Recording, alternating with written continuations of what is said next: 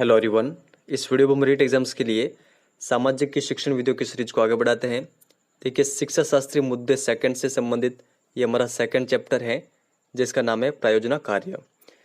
तो पहले हम इनसे संबंधित जो इम्पोर्टेंट नोट्स हैं वो देखेंगे, उसके बाद में इनसे संबंधित जो इम्पोर्टेंट प्रश्न बनते हैं वो भी हम देखेंगे। ये काफ़ी अधिक इम्पोर्टेंट है, यहाँ से हर बार रीट एग्जाम में क्वेश्चन बनता है, तो आप अच्छे से समझिएगा इसको। तो चलिए शुरुआत करते हैं। देखिए, प्रायोजना का अर्थ क्या होता है? प्रायोजना का अर्थ होता है स्वयं कार्य करना। तो ये आपको ध्यान रखना है। सर्वप्रथम जो प्रायोजना विधि है उसका स्वरूप हमें कहाँ पर देखने को मिलता है?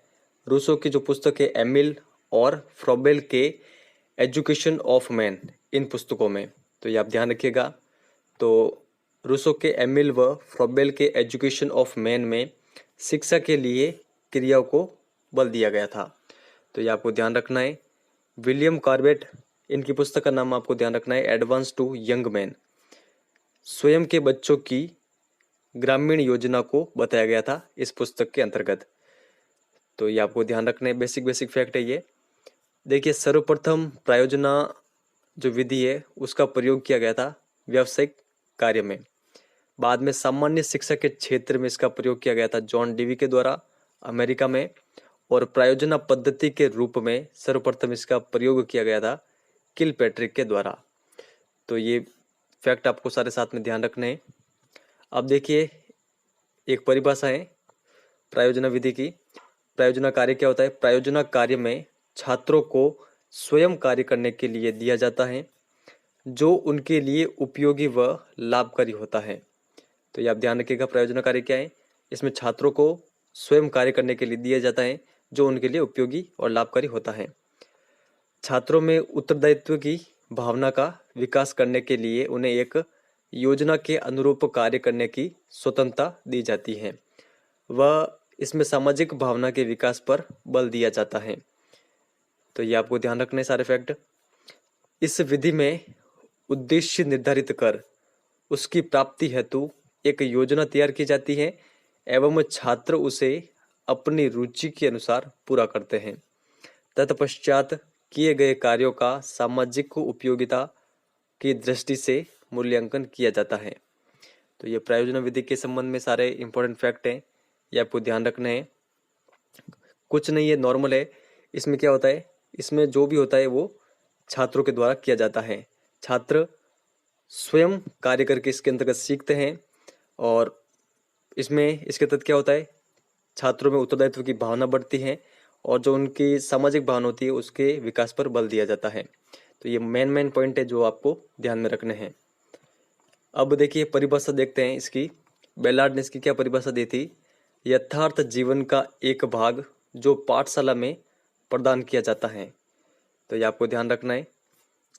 तो बेलार्ड की परिभाषा आप ध्यान रखिएगा, यथार्थ जीवन का एक भाग जो पाठशाला में प्रदान किया जाता है, प्रायोजना है।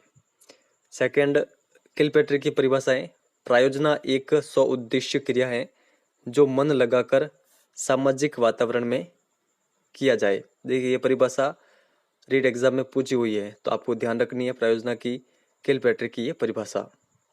पार्कर ने क्या परिभाषा दी थी? प्रायोजना कार्य एक इकाई जिसमें छात्रों को कार्य की योजना और संपन्नता के लिए उत्तरदायी बनाया जाता है। तो ये तीनों परिभाषाएं आपको ध्यान रखनी है प्रायोजना से संबंधित। अब हम आगे बढ़ते हैं। देखिए, प्रायोजना के सोपान कौन कौन से हैं? तो सबसे पहला इसका सोपान के अंतर्गत आता है परिस्थिति का निर्माण करना। सेकंड, प्रायोजना का चयन करना व उसका उद्देश्य निर्धारण करना। थर्ड आता है प्रायोजना का कार्यक्रम बनाना। चौथा है प्रायोजना को व्यवहारिक रूप देना। पांचवा है प्रायोजना का मूल्यांकन और छठा है प्रायोजना का विवरण। तो ये क्रम के अनुसार आपको याद होने चाहिए। सबसे पहले परिस्थिति का निर्माण करना, फिर चयन करना प्रायोजना का और उसका उद्देश्य निर्धारण करना, फिर कार्यक्रम बनाना, फिर प्रायोजना को व्यवहारिक रूप देना, प्रायोजना का मूल्यांकन करना और सबसे लास्ट में प्रायोजना का विवरण। तो ये सोपान आप ध्यान रखिएगा। अब हम इसके गुण क्या क्या होते हैं वो देख लेते हैं।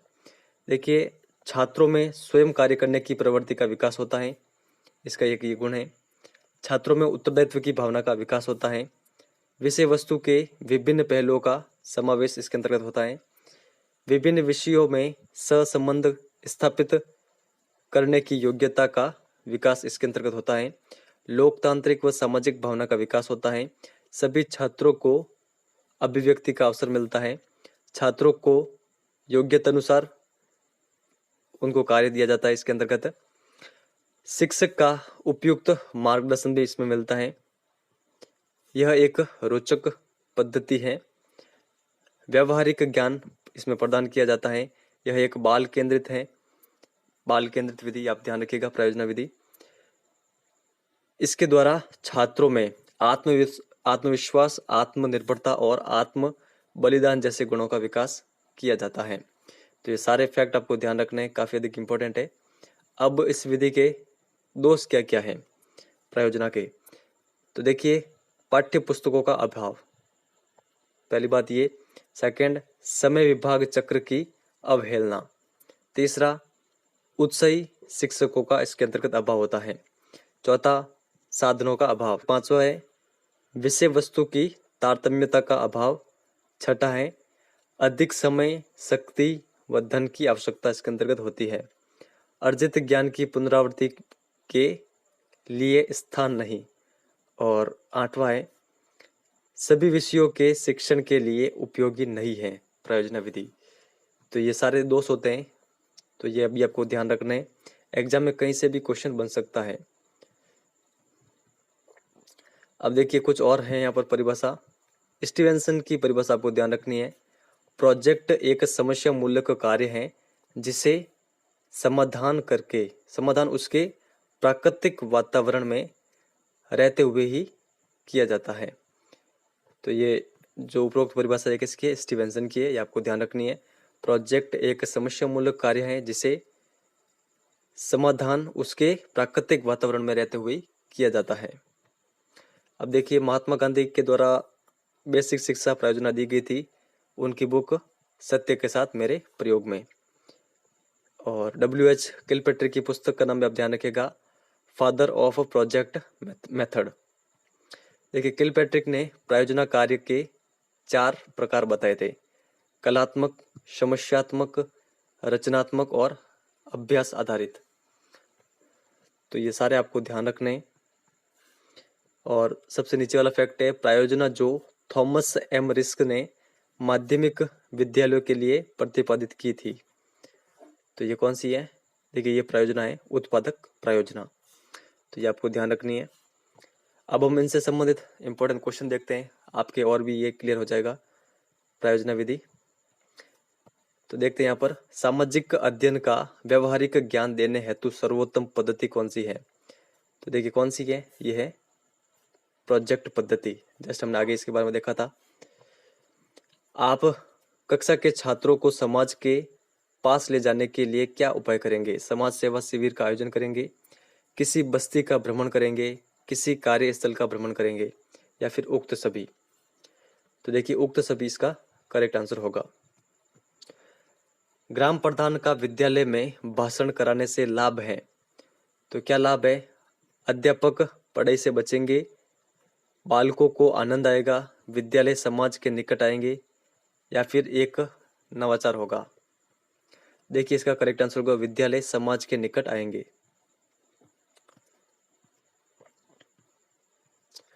छात्रों में देश प्रेम की भावना का विकास करने हेतु आप क्या करेंगे। तो आप क्या करेंगे आप बताएं। देखिए इसका जो करेक्ट आंसर होगा वो होगा महापुरुषों के जीवन चरित्र का शिक्षण करेंगे। तभी तो हमें पता चलेगा कि उनके द्वारा क्या क्या बलिदान दिया गया था महापुरुषों के द्वारा। तो देश प्रेम की भावना का विकास करने के लिए हम महापुरुषों के जीवन चरित्र का शिक्षण करेंगे। शिक्षण अधिगम प्रक्रिया को सरल एवं सुगम बनाया जा सकता है। किसके द्वारा, ये आपको बताना है। तो देखिए इसको सुगम बनाया जा सकता है, सरल और सुगम क्रियात्मक कार्यों के द्वारा। निम्न में से किसे फादर ऑफ प्रोजेक्ट मेथड माना जाता है। तो देखिए ये माना जाता है W.H. किलपेट्रिक को। प्रायोजना विधि का स्वरूप भारत में कहाँ मिलता है? तो देखिए इसका स्वरूप भारत में मिलता है बेसिक शिक्षा प्रायोजना में। बेसिक शिक्षा प्रायोजना किसके द्वारा प्रदत्त है? तो देखिए गांधी जी के द्वारा ये प्रदत्त है, महात्मा गांधी।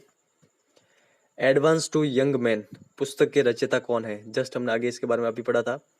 तो ये पुस्तक किन की है? देखिए ये पुस्तक है विलियम कावेट की या फिर कार्बेट की। तो ये आप ध्यान रखिएगा। एजुकेशन ऑफ मैन के लेखक हैं तो कौन है आप बताएं? देखिए इस पुस्तक के लेखक हैं फ्रॉबेल। ये आपको ध्यान रखना है, एजुकेशन ऑफ मैन, फ्रॉबेल। प्रायोजना एक समस्या मूलक कार्य है जिसका समाधान प्राकृतिक पर्यावरण में रहते हुए किया जाता है। ये शब्द किसके हैं? तो देखिए ये शब्द थे स्टीवेंस के, स्टीवेंस। तो ये आप ध्यान रखिएगा। जस्ट हमने आगे इस परिभाषा के बारे में भी देखा था। प्रोजेक्ट इच्छानुसार संपादित वह कार्य है जिसमें रचनात्मक प्रयास और विचार हो और जिसमें कुछ मूर्त परिणाम निकले। ये किसने कहा था? तो यहाँ पर आपके सामने ऑप्शन दे रखे हैं, सीवी गुड, लैंग, थॉमस या फिर 2 और 3 दोनों ने। तो देखिए जो ऊपर परिभाषा थी ये सेकंड और थर्ड इन दोनों की थी, लैंग और थॉमस की। तो ये आप ध्यान रखिएगा। उसमें इस परिभाषा में आपको कीवर्ड के रूप में ध्यान क्या रखना है? रचनात्मक प्रयास तथा विचार हो जिसमें कुछ मूर्त परिणाम निकले। तो प्रोजेक्ट से संबंधित ये परिभाषा थॉमस और लैंग के द्वारा दी गई थी। किलपैट्रिक के अनुसार प्रायोजनाएं कितने प्रकार की होती हैं? तो जस्ट हमने आगे देखा था 4 प्रकार की। तो ये 4 प्रकार कौन कौन से? अगर आप सही तरह से वीडियो देखा है तो कमेंट सेक्शन में लिख के जरूर बताएं। निम्न में से किलपैट्रिक द्वारा प्रदत्त प्रायोजना नहीं है तो कौन सी नहीं है वो आपको यहाँ पर बतानी है। रचनात्मक प्रायोजनाएं, सामूहिक प्रायोजनाएं, अभ्यासात्मक या फिर समस्यात्मक प्रायोजनाएं। तो देखिए इन्होंने सामूहिक प्रायोजनाएं नहीं बताई थी। तो ये आपको ध्यान रखना है, ये तीनों इनके द्वारा बताई गई थी। Principles and practices of teaching in secondary school पुस्तक के लेखक हैं। देखिए इस पुस्तक के लेखक है थॉमस एम रिस्क। तो ये आप ध्यान रखिएगा। प्रायोजना विधि के सिद्धांत पर आधारित है। देखिए इसका जो करेक्ट आंसर होगा वो होगा इन सभी सिद्धांतों पर आधारित है प्रायोजना विधि। अनुभव संबंधी सिद्धांत, स्वतंत्रता संबंधी सिद्धांत और वास्तविकता संबंधी सिद्धांत। तो उपरोक्त सभी इसका करेक्ट आंसर होगा। वे प्रायोजनाएं जिन पर छात्र पूर्व में कार्य कर चुका होता है क्या कहलाती हैं? तो देखिए ये कहलाती है अभ्यासात्मक प्रायोजनाएं। तो फ्रेंड्स ये था हमारा वीडियो आपको कैसा लगा है? अगर हेल्पफुल लगा है तो इस वीडियो को लाइक करके शेयर जरूर करें।